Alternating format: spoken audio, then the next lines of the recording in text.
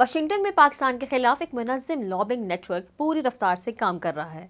वही नेटवर्क जिसमें भारतीय मुफादात, पीटीआई के बैरून मुल्क ग्रुप्स और कुछ मखसूस सियासी लॉबीज मिलकर पाकिस्तान की साख को आलमी सतह पर निशाना बना रही हैं। आज मैं आपको एक कहानी बताऊंगी जो अमरीकी सियासत के बंद कमरों से निकलकर हमारे कौमी मुफादात तक पहुंच चुकी है। अस्सलाम वालेकुम नाजरीन, मैं हूं आयशा और आप देख रहे हैं दलील डिजिटल। आज का मौजू बहुत अहम है क्योंकि वाशिंगटन में पाकिस्तान के खिलाफ दबाव बढ़ाने की एक नई और मुनज़्ज़म लहर सामने आई है। ये सिर्फ एक खत नहीं, एक मुकम्मल स्ट्रेटेजिक कैंपेन है जिसके ताने बाने Bharat Nawaz lobbying, Indian American diaspora और पीटीआई के ओवरसीज नेटवर्क से जा मिलते हैं। कहानी शुरू होती है एक खत से। अमरीकी वजीर खारजा को एक लेटर भेजा गया जिसमें पाकिस्तान पर इंसानी हकूक की खिलाफ वर्जियों के इल्जामात लगाए गए। बज़ाहिर ये एक नॉर्मल कांग्रेसी खत दिखाई देता है, मगर हकीकत इससे बिल्कुल मुख्तलिफ है।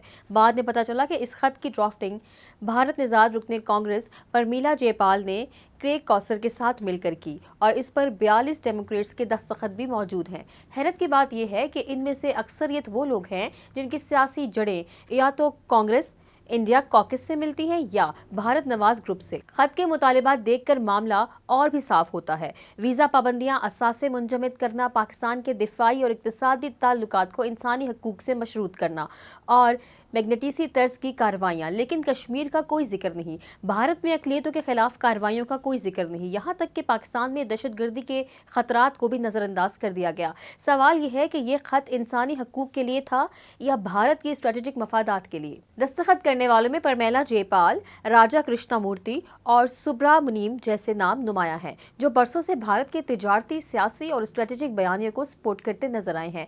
दूसरी तरफ इस खत पर असरअंदाज होने में पीटीआई के बैरून मुल्क नेटवर्क्स ने भी बड़ा किरदार अदा किया है। अपनी मुहिम को इंसानी हकूक के लिबादे में लपेट कर पेश किया गया ताकि इसे आलमी इखलाकी जवाब मिल सके। दिलचस्प बात यह है कि खत पर दस्तखत करने वाले सारे लोग डेमोक्रेटिक्स हैं, एक भी रिपब्लिकन शामिल नहीं। हालांकि माजी में पीटीआई से मुंसलिक पीएसीएस ने डेमोक्रेटिक्स को नजरअंदाज किया। बाद में हिकमत अमली बदली और इन्हीं डेमोक्रेटिक्स हलकों में लॉबिंग शुरू की गई, जिसका नतीजा यही खत बनकर सामने आया है। ये भी जहन में रहे कि पाकिस्तान निजात सियासी ग्रुप्स ने गुज़िश्ता बरसों में अमरीकी सियासत में 2.5 से 3 मिलियन डॉलर तक खर्च किए, जिससे इन्हें रसाई तो मिली मगर तकसीम भी पैदा हुई। फर्स्ट पाकिस्तान ग्लोबल जैसे प्लेटफॉर्म्स सामने आए जिन्होंने सेमिनार्स, कॉन्फ्रेंस में शिरकत की और पीटीआई के बयानियों को इंसानी हकूक के नाम पर पेश किया। वकला, डॉक्टर्स, बिजनेसमैन और आईटी प्रोफेशनल सब इस पूरे नेटवर्क का हिस्सा हैं।